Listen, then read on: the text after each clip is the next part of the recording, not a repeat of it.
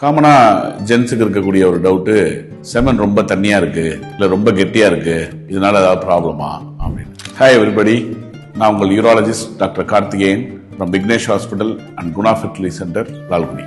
ஆக்சுவலாக செமன் கெட்டியாக இருக்கிறதுனாலையோ அது ரொம்ப ஆரோக்கியம்னோ இல்லை தண்ணியாக இருந்தால் ஆரோக்கியம் இல்லைன்னோ எந்தவித இதுவும் கிடையாது. வெளியில இருக்கிற அப்பியரன்ஸ் மேட்டர்ல உள்ள இருக்கிற ஸ்பெர்ம் கவுண்ட்டும் அதோடைய கான்சென்ட்ரேஷனும் அதோடைய மொட்டிலிட்டியும் அதோடைய ஷேப்பும் தான் important. So look is deceiving அப்படிம்பாங்க. அதாவது அப்பியரன்ஸ் பார்க்கறதுக்கு ரொம்ப ஸ்மார்ட்டா இருக்கிற மாதிரி இருப்பாங்க, பேசி பார்த்தா தான் தெரியும் ரொம்ப ஒரு மங்கூஸ் அப்படின்னு. ஸோ அதனால அப்பியரன்ஸ் பார்த்து ஏமாந்துடாதீங்க. ஸோ அதை பார்த்து நீங்களும் ஓவரும் கான்ஃபிடன்ஸ் ஆகாதீங்க, இல்ல பார்க்க ரொம்ப தண்ணியா இருக்கு எனக்கு ஒண்ணுமே இருக்காது அப்படின்னு நினைச்சுக்காதீங்க. சரி, ஓகே, நான் என்னதான் பண்ணணும் சார், எனக்கு இந்த மாதிரி இருக்கு அப்படின்னா, ஃபர்ஸ்ட் இந்த மாதிரி இன்டர்நெட்ல வரக்கூடிய அன்சாலிசிட்டட் இன்ஃபர்மேஷனை நம்பாதீங்க.